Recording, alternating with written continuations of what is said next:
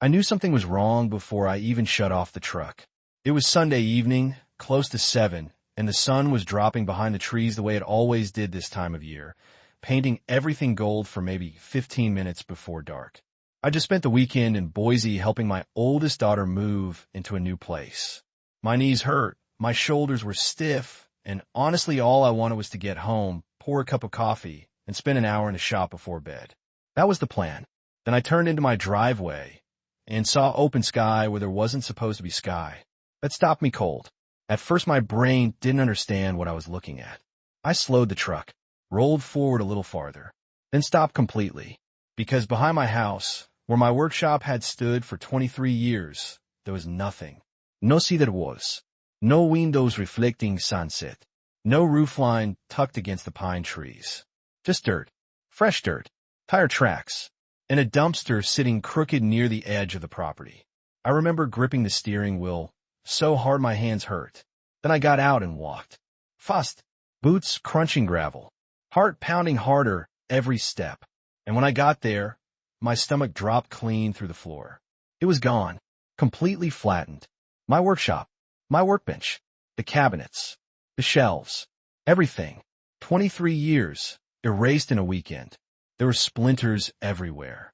Broken boards, a crushed cabinet door half buried in mud, a box of screws dumped across the ground. I spotted a hand plane lying upside down near the dumpster. Then a cracked toolbox. Then one of my clamps bent nearly in half. And taped to my mailbox was a bright yellow HOA notice. Community enforcement violation. Unauthorized structure removal completed due to non-compliance with revised aesthetic standards. I read it once, then again slower. And according to that paper, I owed them $14,000 for demolition and cleanup. That part almost made me laugh. Not because it was funny, because sometimes when something feels so unbelievably stupid, laughter is the only thing your body can manage. Then I saw what really hit me. Near the dumpster, covered in dust, my father's old bandsaw. Cast iron, heavy as a tank, built in 1948. That saw belonged to my dad before I was born. He taught me woodworking on that machine when I was 12 years old. Taught me how to square board, how to cut steady, how to let the blade do the work. When he passed, that saw came to me, and seeing it tossed beside a dumpster like scrap metal, that was the exact second anger hit. Quiet anger, the kind that settles low and deep and stays there. My name's Thomas Grady, 73 years old, retired carpenter, been living outside Willow Creek, Idaho since 1983. Raised 2 daughters on that property with my wife Susan. Built cabinets and furniture for half this county. And after Susan passed 7 years ago, that workshop became my place. That probably sounds strange unless you've lost somebody. But grief makes a house feel different. Too quiet, too empty. And the shop helped. I built rocking horses for grandkids in there. Benches for neighbors. A walnut dining table for my youngest daughter. Little things. Useful things. And on hard days, I just sit in there with coffee and the smell of cedar and let the world leave me alone. That building mattered. More than Adrian Keller ever understood. Monday morning, I called the HOA office. 8 sharp. Receptionist answered cheerful. I asked for Adrian. She transferred me, and he picked up almost immediately. Now Adrian Keller moved into Silver Pine Estates 2 years earlier. Early 40s. Startup money. Big modern house on a ridge. Perfect landscaping. Electric SUV. Always looked polished enough to be in an ad. Nice smile when cameras were around. Different story when things didn't go his way. He answered like he expected me. Tom. Didn't even say hello. I said, you tore down my workshop. No epaligi. No hosetastion. He said, calm as ever. Your detached structure was determined to be inconsistent with Silver Pine modernization guidelines approved in February. Like he was discussing shrubs. I asked if he'd lost his mind. He sighed, then gave me that voice. The one people use when they think they're being patient with somebody they've already decided is outdated. Tom, we spent a lot of time trying to improve this neighborhood. Improve? I asked one question. Did you personally step onto my property before ordering demolition? He dodged, started talking about committee approval, long-term neighborhood vision, market standards. I asked again, Long pause. Then he chuckled, actually chuckled, and said something I still remember word for word. Honestly, it may have been time. That old workshop made your property feel more like a job site than part of a modern community. That told me everything. This wasn't about code, or appearance, or community guidelines. He hated what that workshop represented. Something old, something handmade, something built before he ever arrived with board elections and spreadsheets. Something he couldn't control. I stayed calm, told him thanks for clarifying, then hung up. He probably thought that meant he'd won. That night, I skipped dinner, went straight to the hallway closet, pulled out a steel lockbox Susan used to call my paper museum. Inside were deeds, tax records, survey maps, permits, old county paperwork. I spread everything across the kitchen table. Coffee beside me, lamp overhead, house quiet. Outside got dark, then darker. Around midnight, I laid my original 1983 deed next to Silver Pine's revised HOA annexation filing from 4 years back. Read it, then read it again, then leaned closer, adjusted my glasses, and saw it, clear as day. Their HOA map was wrong. Not close, not debatable. Wrong. My back property line sat nearly 12 feet outside HOA jurisdiction, which meant the workshop, the whole building, had never legally belonged under HOA authority. Not once. Not ever. I leaned back in the chair, heart pounding, then laughed. For real this time. Because Adrian Keller didn't just bulldoze a workshop. He bulldozed a structure he never had authority over in the first place. And suddenly this whole thing looked very different. I picked up the phone and called Rebecca Harmon, real estate attorney in town. Old friend. Years ago, I built custom cabinets in her office. She answered half asleep. I apologized, said I needed a favor. 40 minutes later, I was downtown standing under fluorescent lights while she spread my paperwork across her desk. She checked county records, compared parcel maps, crossed reference dates, didn't say much for 6 straight minutes. Then she leaned back, took off her glasses, and smiled. Not a polite smile, a dangerous one. Then she looked at me and said, "Tom, I really hope Adrian Keller enjoyed his weekend." I raised an eyebrow. She tapped the map and said the words that changed everything. Because there's a very real chance he just destroyed his own HOA. Rebecca didn't waste a minute. By the next morning, she already had filings moving through county court. Trespassing, destruction of private property, theft, unauthorized enforcement, civil damages. Everything documented. Every broken tool we could identify. Every machine missing. Every piece of property they hauled off. I thought that would be enough. It wasn't even close. Around lunchtime, Rebecca called and asked me to come back to her office. When I got there, she had county maps spread across the desk and 3 file folders open. She pointed at one line and said, "Tom, you weren't the only one." I leaned in. Silver Pine's HOA expansion from 4 years ago had added 6 parcels. Mine included. Only problem, several required signatures were missing. Others were filed weeks after approval dates. And county boundary markers didn't match the HOA annexation paperwork. Rebecca looked up, calm as ever. If these filings are invalid, then they never had legal authority over those parcels. She nodded. For 4 years, they've been collecting fees and issuing fines they may never have had the right to collect. That changed everything, because suddenly this wasn't just about my workshop. This was every warning letter, every landscaping fine, every community violation, every monthly fee people paid because they thought they had no choice. Rebecca mailed certified packets to every homeowner affected. Inside, county survey maps, copies of the filings, legal summaries, and one simple sentence. You may have been subject to HOA enforcement without legal authority. That neighborhood lit up like dry grass. Janet Dalton called first. She lived 2 houses down. Been there nearly 20 years. Her voice was shaking. "Tom, are you telling me they fined me over my shed color and legally they couldn't?" I said yes. Long silence.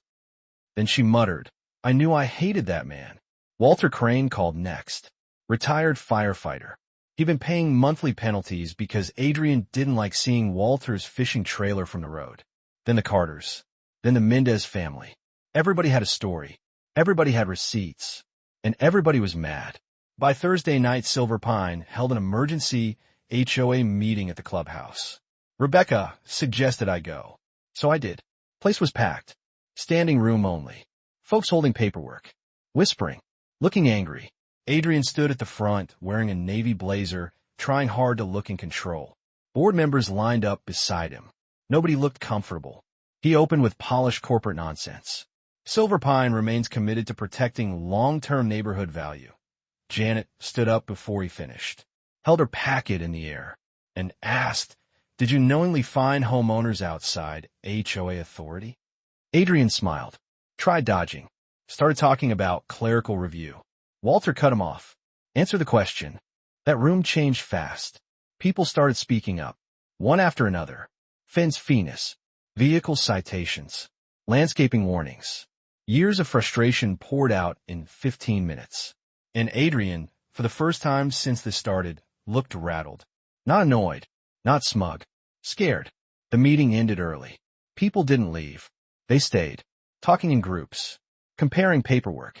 Rebecca handed out business cards by the door. By Monday, she represented 18 homeowners.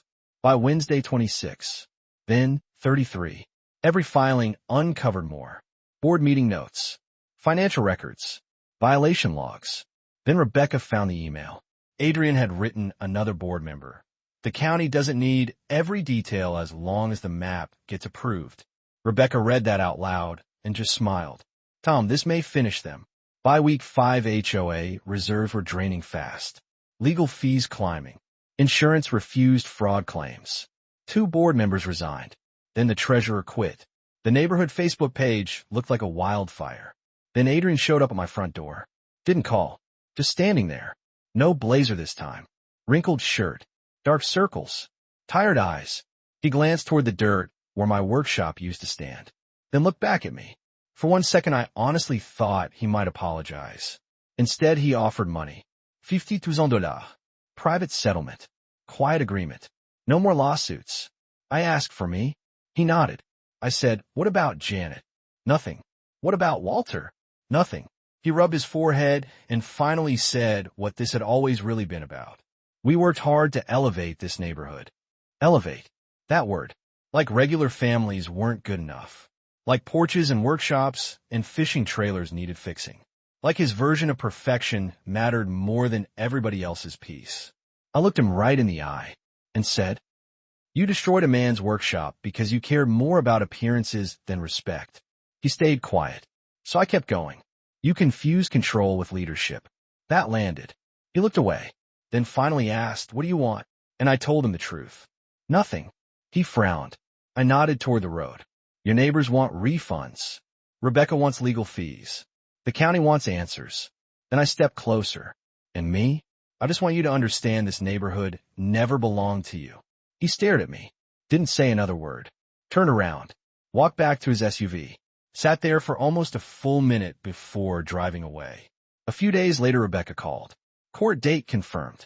And Adrian's attorney suddenly wanted emergency settlement talks. She laughed, then said exactly what I'd been waiting to hear. "Tom, they finally understand how bad this really is." Court finally came 3 weeks later. Cold Thursday morning. Gray sky over Willow Creek. I met Rebecca outside the county courthouse with a cup of coffee in one hand and more calm than I expected. That surprised me. A month earlier, I'd stood in my driveway staring at dirt where my workshop used to be and felt sick to my stomach. That morning, I felt steady. Like deep down, I already knew how this was going to end. Adrian Keller pulled in a few minutes later. Dark suit. No confident as might. No polished energy. He looked exhausted. Like every sleepless night finally caught up with him all at once. Inside, Judge Fletcher got right to business. Rebecca laid out everything. County parcel maps. Survey records. Dino feeling. Financial statements. Violation notices. Photos of my workshop before and after demolition. Then homeowners testified. Janet spoke first. Clear voice. Steady hands. Then Walter. Then the Carters. Then the Mendez family. One after another. No jilling. No theatrics. Just facts. Real families. Real money. Real years spent paying fines to avoid conflict because they believed the HOA had authority. Adrian's attorney tried, calling it clerical oversight, administrative confusion, simple filing errors. Then Rebecca stood and read Adrian's email aloud. The county doesn't need every detail as long as the map gets approved. That courtroom went dead silent. Judge Fletcher adjusted her glasses, looked straight at Adrian, and asked one question. Mr. Keller, did you knowingly authorize HOA enforcement outside legal boundaries? Adrian looked at his attorney, swallowed hard, tried to speak, stopped, then quietly said, yes. That was the moment. Everybody felt it. Janet exhaled. Walter crossed his arms. Rebecca made one quick note with her pen, and Judge Fletcher delivered her ruling before lunch. Silver Pine Estates HOA dissolved immediately. All improper fines refunded. All enforcement actions void. Legal fees awarded. County audit ordered. Total damages came out to just over $900,000. Just like that. No dramatic speech. No shouting. One calm ruling. And the HOA was over. Outside the courthouse, a local reporter asked Adrian if he had a statement. He stopped at the curb, looked back once, then quietly said, I thought I was helping, and got in his SUV. 3 weeks later, he sold his house, below asking, moved out before winter, and the neighborhood changed almost overnight. No more warning letters taped to mailboxes. No more violation notices. No more emergency board meetings. Just peace. Kids stayed outside later. Neighbors stopped to talk in driveways. Walter parked his fishing trailer wherever he pleased. Janet repainted her shed bright blue again, just because she could. And me, I started rebuilding. Same spot. A little bigger. A stronger foundation. Friends showed up with lumber. Walter brought tools. Janet brought sandwiches and somehow acted like foreman the whole time. Then my grandson Luke started spending Saturdays with me. 17 years old. Tall. Strong. Still figuring out who he is. One afternoon while we were framing the back wall, he looked over and asked, Grandpa, were you scared? I smiled. Didn't stop hammering. Absolutely. He looked surprised. I handed him another board. Being scared doesn't mean you back down. He thought about that for a while, then nodded. A week later, county crews recovered a few items from the demolition hall, including my father's bandsaw.